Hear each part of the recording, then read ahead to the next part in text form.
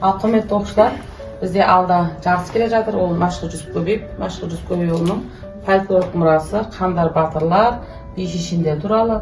Сол 4-5 бағыт бойынша сіздерге сол жұмысты тапсырғым келіп отыр. Өйткені содан сіздер өтіп шыға аласыздар. Сізге 4-ші бағыт бойынша сіз 5-ші бағыт, біреуіңіз батырлар туралы, біреуіңіз шешендер туралы зерттесеңіздер.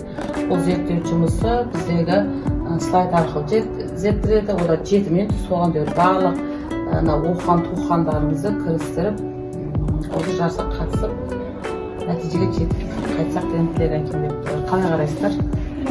Зерттейміз ба? Олай болса, іске сәт бүгіннен бастап зерттеуге кірісейік.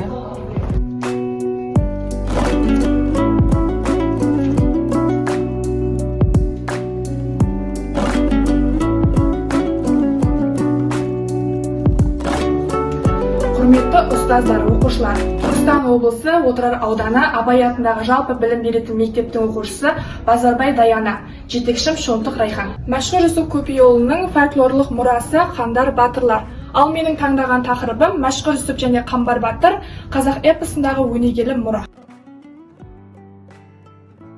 Жүсіпкөбейұлының фольклорлық мұрасы Қандар батырлар бағытындағы Мәшһүр Жүсіп және Қамбар батыр қазақ эпосындағы өнегелі мұра. Мәшһүр Жүсіпкөбейұлы қазақ әдебиеті мен тарихындағы ерекше орын алатын тұлға, шежіреші әрі фольклортанушы. Ол бізде 19 ғасырдың екінші жартысы мен 20 ғасырдың басында өмір сүрген тұлғалардың бірі. Оның еңбектері бізде қазіргі және бұрынғы өткен мәдениетті зерттеуде маңызды дереккөз болып табылады. Мәшһүр Жүсіпкөбейұлы 1858 жылы Павлодар облысы Баянауыл ауданында дүниеге келген. Айтқанда ол бізде жастайынан зерек болып, Бұхара, Ташкент сияқты оқу орталықтарына оққан. Сонымен қатар оның еңбектерінің барлығы бізде осы жас кезінен ақ жазылған. Айтқанда жас кезінен осындай ауылдық жерлерде жүріп жырдастандарын, сонымен қатар өзінің жырларын, еңбектерін жаза бастаған. Ол өзінің еңбектерінде қазақ тарихын, сол қазақ тарихының әдет-ғұрыптарын, салт-дәстүрлерін барлығын жазып, сонымен қатар батырлық жырларды, шежірелерді, билердің барлығын өзінің еңбектеріне қалдырған. Оның еңбектері бізде қазіргі таңға дейін қолданысқа ие болып жатыр. Ол өзінің фольклорлық көптеген үлгілерін жинақтап зерттеген. Айтқанда оның еңбектерінде осы батырлық жырлар, сонымен қатар билердің сөздері көп кездеседі. Айтқанда бізде батырлық жырлардың көбісі бізде осы қандар туралы айтылған.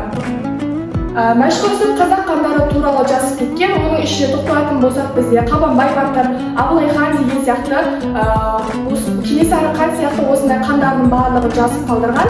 Айтқанда осы еңбектерінде көбінесе бізде қандар маңызды рөл атқарады.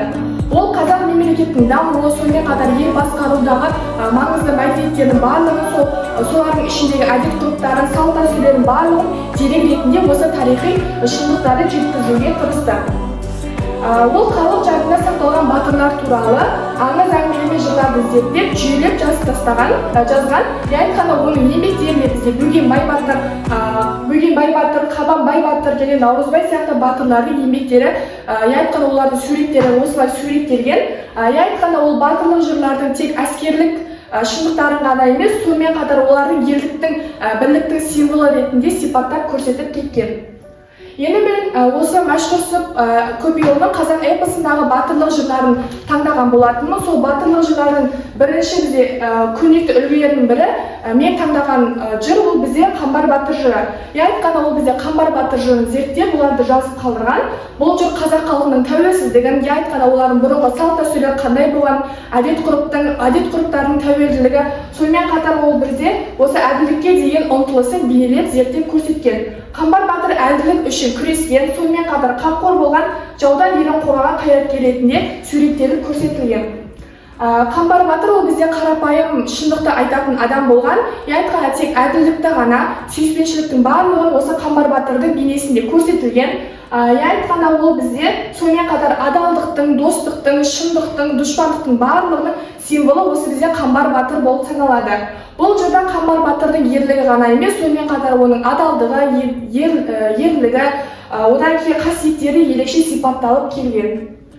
Бұл жыр бізде жастарды патриотизмге, сонымен қатар ақылға, одан кейін әділдікке, ерлікке тәрбиелейді. Айтқанда бұл жырды оқысаңыздар, осындай бізде ерлікке, әділдікке тәрбиелеп оқуға болады. Қамбар батырдың бейнесі арқылы қазақ халқының ұлттық болмысын, я айтқанда ерліктің, әділдіктің барлығын зерттей біле аламыз. Сондықтан осы мәшһүр жүсіптің Қамбар батыр жырын толықтай жинақтап зерттеуі осы халқымыздың тарихи мұрасын сақтауда маңызды рөл атқарады.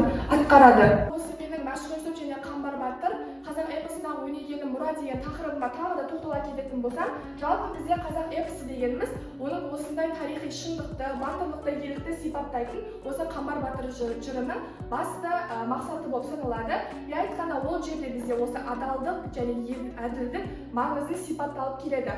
Бұл құндылықтар бізде қазақ халқының жадында сақталған. Я айтқанда бізде мәшһүр жүсіп осы құндылықтардың маңызды екенін, сонымен қатар әділдікті, ерліктің барлығын сипаттайтынын, осындай мәшһүр жүсіп сияқты ғұлама ақын осы бізде Қамбар батыр жырын жазып кеткен. Я айтқанда осы Қамбар батыр жырын бізде мәшһүр жүсіп маңызын және де тарихын жалпы түсіндіріп кеткен. Я айтқанда оны бізде қазіргі ұрпаққа жазып, еңбектерін жазып, кітапханада қалдырып кеткен.